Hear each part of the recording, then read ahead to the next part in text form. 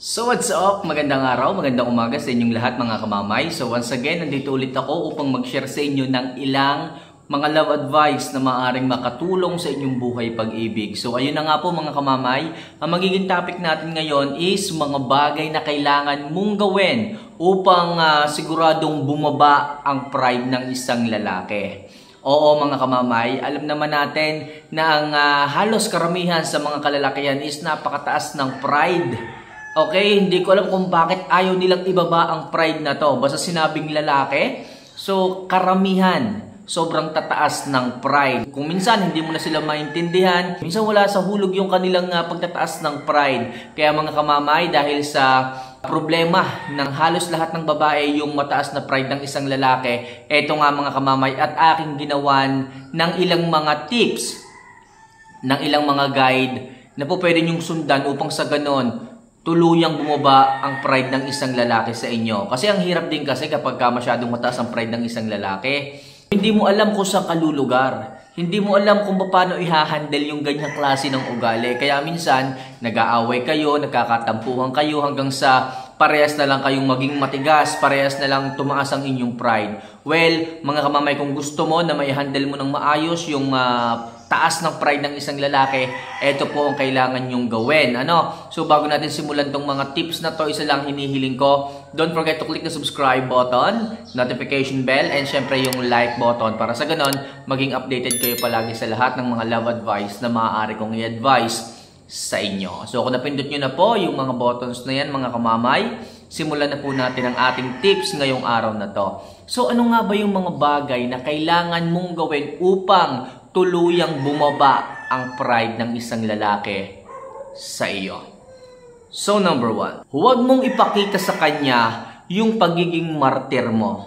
Oo mga kamamay, ito yung isang bagay na talagang nakakapagpataas palagi ng pride ng isang lalaki. Kapag ipinaparamdam, ipinapakita mo yung pagiging martir mo sa kanya. Ano nga bang ibig sabihin ng pagiging martir? Ito yung hinahayaan mo lang na saktan ka. Hinahayaan mo lang na gawin niya yung mga bagay na gusto niya kahit hindi naman okay sa'yo. Kahit nasasaktan ka na niya, okay lang para sa'yo. Okay, lagi mo sinasabi, okay lang yung kamamay, mahal ko naman, handa akong tiisin, handa akong palampasin.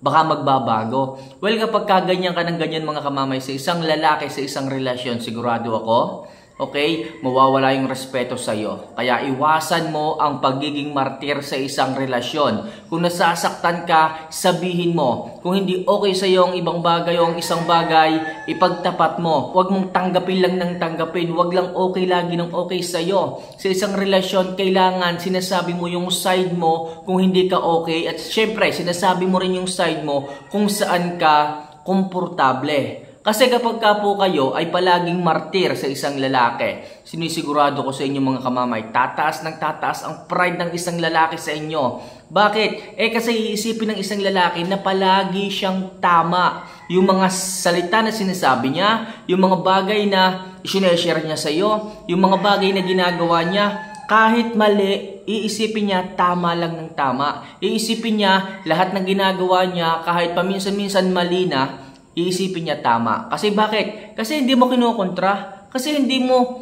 sinasabi na, mali na yung ganito. Kasi hindi mo sinasalungat yung mga bagay na hindi okay. Hindi mo sinasalungat yung mga maling bagay na ginagawa niya. Ang ginagawa niyo pa, ini-spoil ninyo. Yung mga maling bagay, sinasang-ayunan nyo. Kaya ang isang lalaki, patuloy itong ginagawa. Alam nyo nang nasasaktan kayo, pinapaboran nyo pa. Kaya mga kamamay, kung gusto nyong bumaba ang pride ng isang lalaki, huwag na huwag kayong magiging martir sa kanya. Kung mali ang ginagawa, kung hindi okay sa inyo ang ginawa, magtapat kayo. Kung nasasaktan kayo, kung nagtitiis kayo, ipagtapat nyo. Huwag nyong kimkimin, huwag nyong tiisin. Hindi magiging maganda, hindi magiging healthy ang inyong relasyon kapag kaganyan. At sigurado ako, mas tataas ng tataas ang pride ng isang lalaki sa inyo. Kasi hindi nyo kayang iparinig yung side ninyo. Hindi nyo kayang ipaunawa ang opinion ninyo sa mga bagay-bagay. Bilang isang babae, oo nga at pinapaboran mo ang isang lalaki, pero kapag ka nasa mali ng landas ang ginagawa ng isang lalaki, kailangan marunong ka ring sumalungat. marunong ka ring magsalita at marunong ka ring dapat magpaliwanag na hindi na tama ang ginagawa ng isang lalaki. Okay? Yan yung number 1 tips ko sa inyo upang bumaba ang pride ng isang lalaki. Kailangan huwag kang martir.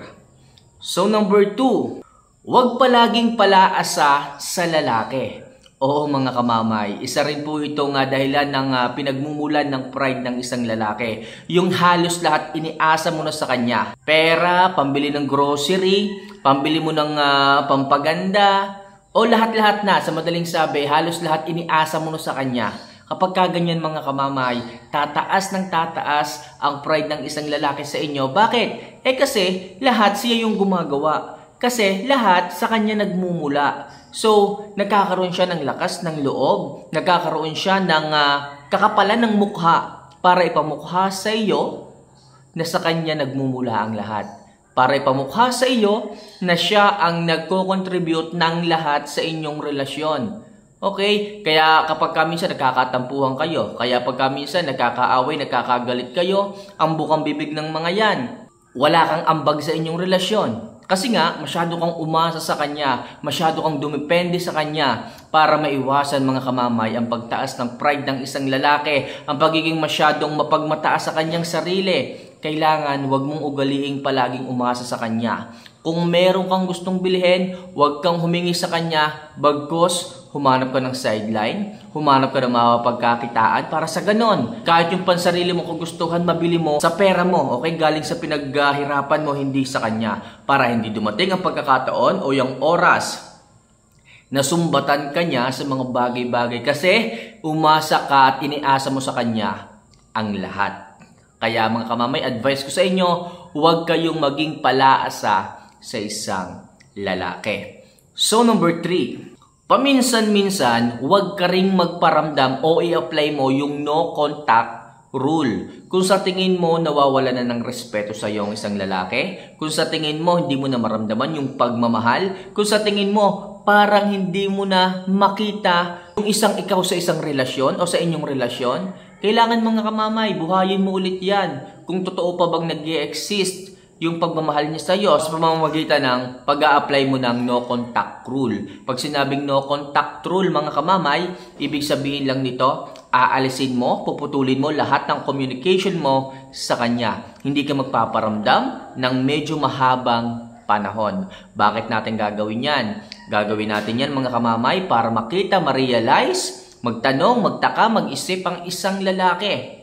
Okay, kung bakit ka nagbago, bakit ka nawala, at makita niya ang halaga mo. Makita niya ang kawalan ng mga bagay-bagay na wala ka sa buhay niya. Kaya mga kamamay, sikapin nyo na paminsan-minsan kapag hindi nyo na maramdaman ang pagmamahal ng isang lalaki sa inyo, huwag nyo sanang kakalimutan na i-apply ang no contact rule. Okay? Kaso yung iba dito, sasabihin, kamamay, ang hirap naman yung no contact rule na yan. Hindi ko kaya yan. Nagmamahal kasi ako. Well, kung hindi mo to kaya, hindi ka rin kayang respeto ng isang lalaki at hindi rin mangyayari at darating ang panahon na kaya kanyang mahalin na kagaya ng pagmamahal niya noong una pa lamang. Para sa ganon, makita ng isang lalaki ang halaga mo at iparamdam muli ang espesyal mo sa buhay niya, kailangan mong gawin to. Kailangan mong sikapin na i-apply yung hindi pagpaparamdam sa kanya hanggang sa makita, maisip, ma-realize niya yung buhay niya nang wala ka. Alright? Sigurado ako mga kamamay, bababa ang pride ng isang lalaki kapag nakita niya na kaya mo palang siyang iwan, na kaya mo palang maging masaya, at kaya mo palang maging pag-isa kapag nanlamig siya sa iyo. Okay? So next, huwag mo siyang sabayan sa init ng ulo niya. Oo mga kamamay, isa rin tong effective na bagay na kailangan mong gawin para hindi po tumaas ang pride ng isang lalaki. Yung tipong hindi mo papatulan yung bawat away ninyong dalawa. Kung sa tingin mo ang lalaki madaling mainis, madaling magalit sa inyo, kahit hindi naman ganun kalakihan ang nagawa mong pagkakamali, well, wag niyo pong patulan sa bawat away at sigurado ako, hindi po tataas. At bagkos, mas bababa, marirealize, makakapag-isip, at baka nga mamaya magsusori pa yan sa inyo. Bakit? Hindi niya magagawang itaas ang pride. Kasi bakit? Kasi nga wala kang pakialam. Hindi mo pinapatulan yung argumento ninyo. Kaya no choice siya mga kamamay. Kahit magsalita siya na magsalita dyan, oo ko lang ng oo. Pakita mo, paramdam mo na hindi ka interesado or wala kang pakialam sa away ninyo. Sigurado ako.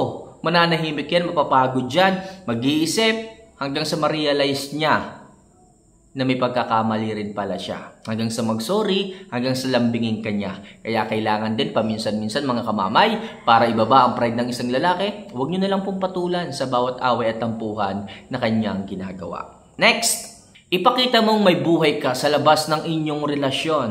Oo mga kamamay, kaya sinasabi ko palagi sa inyo, magmahal kayo ng tama lang at huwag sobra. Ang hirap sa inyo, lagi nyo binibigay ang lahat, lagi nyo sinosobrahan ang lahat. Kailangan mga kamamay, nasa tamang moderasyon lang dapat ang pagmamahal. Huwag niyong isosobra. Kung meron man dito sa mundo ang ating kailangang mahalin ng sobra, yun ay ang Panginoon. Hindi ang kapwa-tao, sapagkat tao lang din ang mga yan. Nagbabago, nangiiwan, okay, nananakit.